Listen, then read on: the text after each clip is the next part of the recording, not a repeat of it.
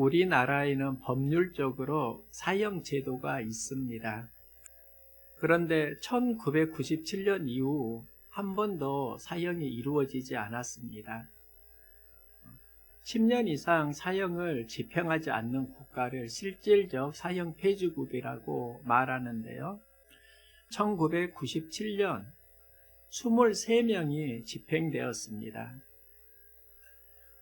그때 사형수 중 한 명이 김용재인데요. 1991년 10월에 프라이드를 몰고 여의도 광장을 질주해서 20여 명 이상이 차에 치이게 되고 2명이 죽었습니다. 그 2명 중 한 명이 6살 아이 윤신재입니다. 세발 자전거를 타고 놀다가 프라이드 차에 치여 죽고, 그 충격으로 윤신재 어머니도 시름시름 앓다가 세상을 떠납니다. 그 김용재를 감옥에 있을 때 한 할머니가 찾아가는데요. 그 할머니는 차에 치여 죽은 윤신재 6살 손주의 할머니입니다. 할머니는 살인마 얼굴이라도 봐야겠다는 증오 감정을 가지고 그를 찾아갔을 수도 있습니다. 할머니가 면회를 할 때 그 청년이 사시나무 떨듯 잘못했습니다 하고 용서를 구하는 겁니다. 그 청년을 보고 할머니는 증오 감정이 누그러지면서 이런 궁금증이 들었습니다. 어떻게 이 청년이 그 많은 사람들을 향해서 차를 몰고 돌진하는 그런 범죄를 저지를 수 있었지? 김용재는 충북 옥천에서 가난하게 태어났습니다.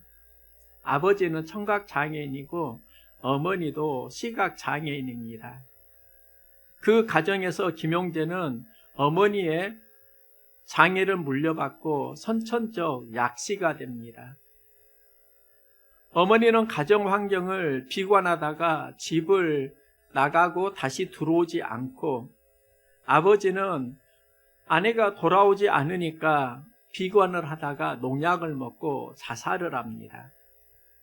그 환경에서 김용재는 정상적인 삶을 살려고 무던히 노력은 하지만 그가 가는 직장마다 시력이 나빠서 실수를 하게 되고 번번이 쫓겨나게 됩니다.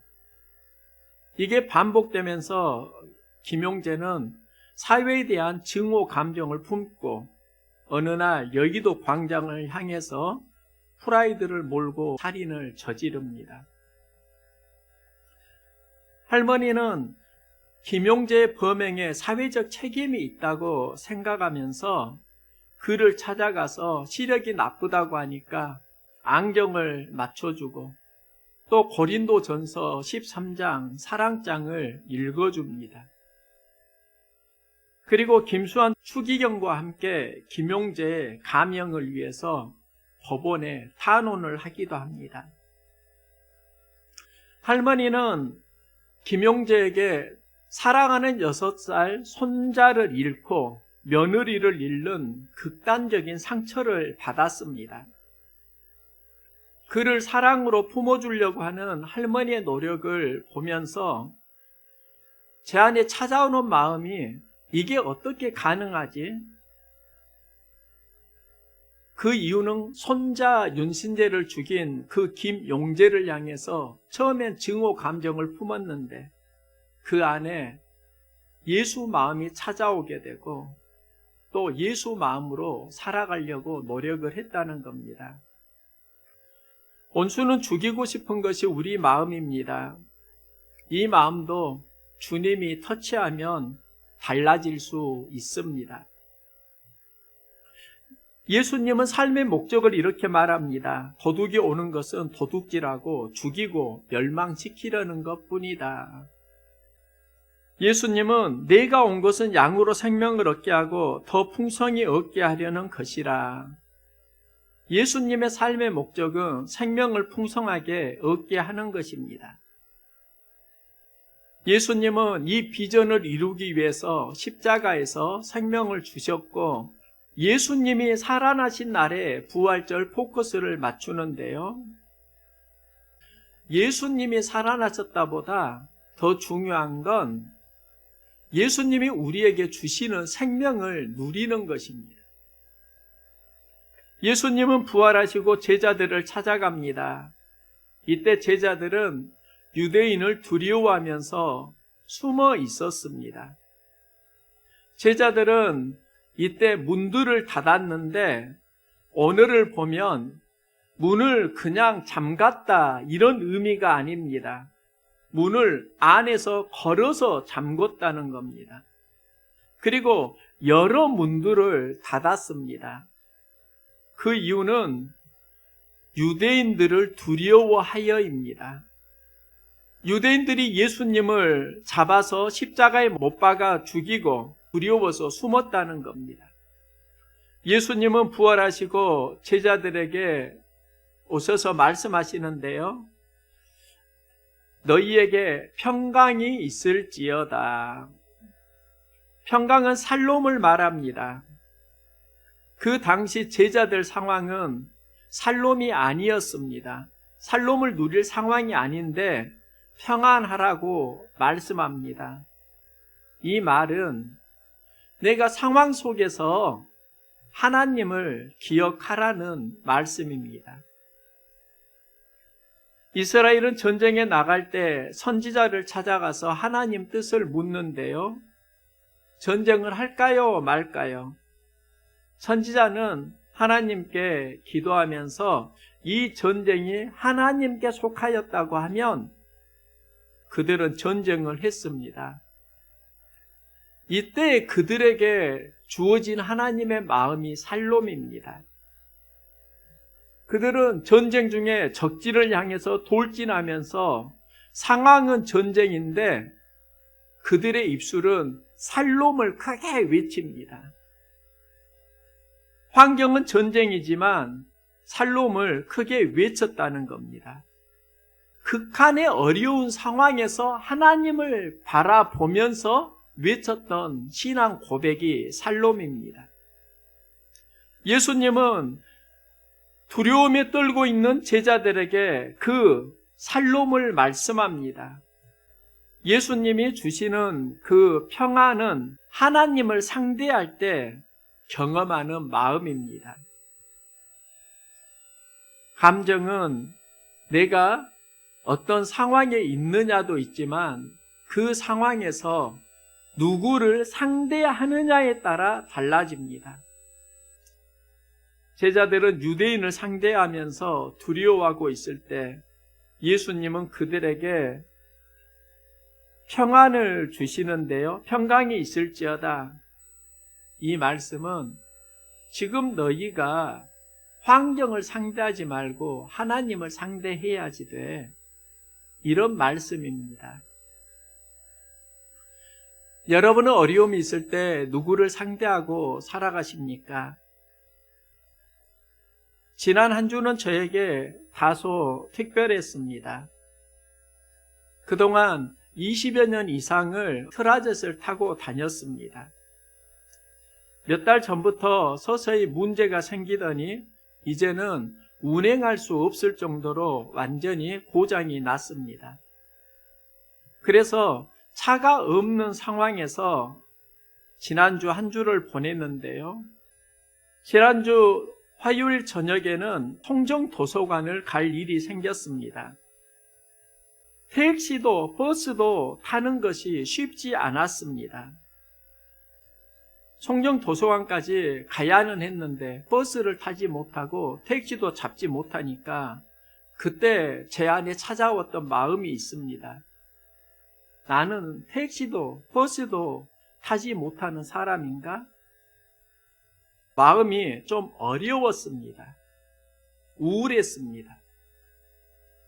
그러면 차라리 운동한다라는 마음으로 한번 걸어가 보자.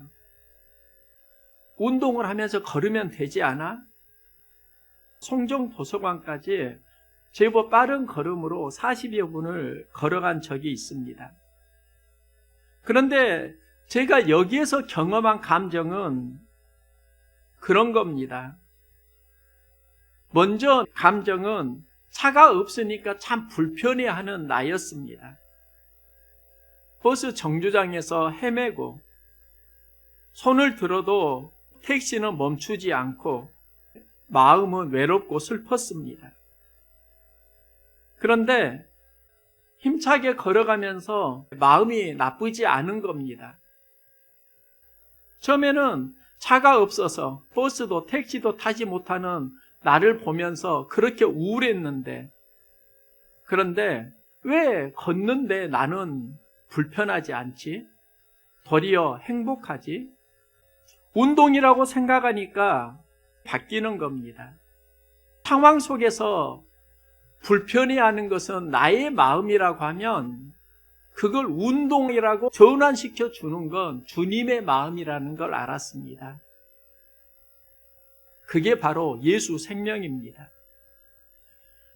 예수님은 두려워하는 제자들에게 평안을 말씀하시는데요. 그들이 두려워하는 그 마음에 평안을 주십니다. 평안은 예수님이 부활하시고 제자들에게 주시는 생명입니다. 나의 생명에서 낙심, 낙담하고 있다고 하면 이 마음이 주님 생명으로 바뀌기를 소망합니다. 예수님은 제자들에게 평안을 주시고 삶의 방향을 알려주시는데요. 너희에게 평강이 있을지어다. 아버지께서 나를 보내신 것 같이 나도 너희를 보내노라. 너희를 보내노라. 이 보내노라가 영어 미션과 연결됩니다. 미션은 라틴어 미시오에서 왔는데요. 이 미시오는 보냄을 받다라는 의미가 있습니다. 예수님은 제자들을 세상에 보내신다고 말씀합니다. 이 보냄을 받다가 사명이고 미션, 선교가 됩니다. 그리고 소명이 하나님의 부르심, 콜링을 말합니다. 그러니까 예수님이 부활하시고 제자들에게, 두려워하는 제자들에게 주신 생명이 있습니다. 너희를 보내노라. 이 말씀은 이제 두려움의 삶이 아니라 선교적 삶을 살아라, 소명의 삶을 살아라. 예수 생명이라고 할 수 있습니다. 나의 생명으로 두려워할 때 예수님 주시는 생명이 바로 사명의, 소명의 생명입니다. 우리는 부름을 받은 사람이면서 또한 보냄을 받은 사람입니다. 예수를 믿으면 우리는 하나님 자녀가 됩니다. 하나님은 구원받은 우리를 세상에 파송하시고 그 현장에서 믿음으로 살아가라. 그 현장에 믿음으로 살아가는 그 생명이 무엇인가? 예수님 주시는 부활 생명입니다. 예수님은 제자들을 세상에 보내면서 그들을 향하여 숨을 내쉬며 이르시되 성령을 받으라. 예수 생명의 중심에 성령이 있습니다.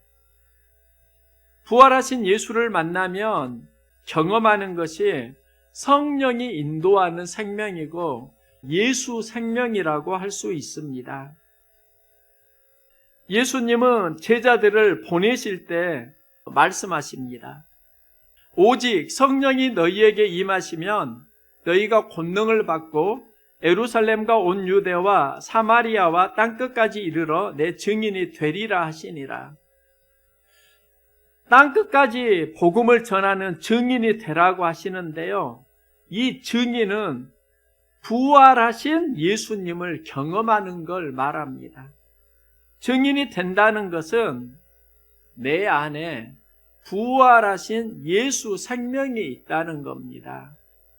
그런데 그 증인의 삶을 어떻게 살 수 있는가? 내 안에 성령이 임하시면입니다. 예수님은 부활하시고 우리에게 새로운 생명을 주시는데요. 성령이 인도하는 예수 생명을 우리에게 주십니다. 예수님은 제자들에게 성령을 받으라 말씀하시는데요. 숨을 내쉬며 성령을 받으라가 하나님께서 사람을 만드실 때 여호와 하나님이 땅의 흙으로 사람을 지으시고 생기를 그 코에 불어 넣으시니 사람이 생명이 되니라. 하나님이 흙으로 사람을 빚으셨습니다. 그 속에 생기를 불어 넣으십니다. 하나님의 숨결을 불어 넣으십니다. 그리고 육체의 인간이 영의 인간이 됩니다. 하나님이 사람을 지으실 때 두 가지 생명이 있습니다. 하나는 흙으로 만들어진 육체 생명이고 다른 하나는 하나님의 숨결이 들어갈 때 회복되는 생명의 생명, 영의 생명입니다. 하나님은 우리를 어디에서 온전하게 하시는가? 육의 삶 속에 하나님의 호흡을 불어넣으시고 생명을 통해서 온전하게 하십니다. 예수님은 부활하시고 숨을 내쉬며 성령을 받으라고 하십니다. 하나님께서 사람을 지으실 때 그 코에 생기를 불어넣으시는 것과 동일합니다. 육의 생명에서 영의 생명으로 살라는 말씀입니다. 부활의 의미가 무엇일까? 예수님이 십자가에서 죽으시고 살아나셨다. 예수님이 정말 살아나셨을까? 이런 질문을 했던 적이 있는데요. 바울은 이렇게 말하더라고요. 내가 그리스도와 함께 십자가에 못 박혔나니? 그런즉 이제는 내가 사는 것이 아니요 오직 내 안에 그리스도께서 사시는 것이라. 이것을 하나님의 아들을 믿는 믿음 안에서 사는 것이라. 믿음이 무엇인가 하면 내가 사는 것이 아니요 내 안에 그리스도께서 사시는 것이라. 바울은 내가 죽었다고 말합니다. 내가 그리스도와 함께 십자가에 못 박혀 죽었나니. 우리는 죽지 않는다. 예수를 통해서 죽지 않는다고 말을 하는데 바울은 내가 죽었다고 말을 합니다. 내 죄는 예수와 함께 십자가에서 죽었다. 이게 믿음이라는 겁니다. 바울은 내가 예수님과 함께 죽었는데 내가 살아났다고 말하지 않습니다. 예수가 살아났다고 말합니다. 우리는 보통 예수를 통해서 내가 살아난다에 포커스를 맞추고 있습니다. 그런데 내가 살면서 현장에서 경험한 진실이 있습니다. 내 힘으로는 목사로 사역을 감당하기가 참 버겁다는 걸 알았습니다. 그리고 내 힘으로는 가정에서 좋은 아빠로, 아내의 남편으로 살기도 쉽지 않다는 걸 알았습니다. 모든 삶은 내 생명으로 되는 것이 아닙니다. 바울은 예수의 부활을 통해서 내가 사는 것이 아니라 나는 죽고 내 안에 그리스도가 사는 것이라고 말합니다. 정말 많은 것이 이해가 되더라고요.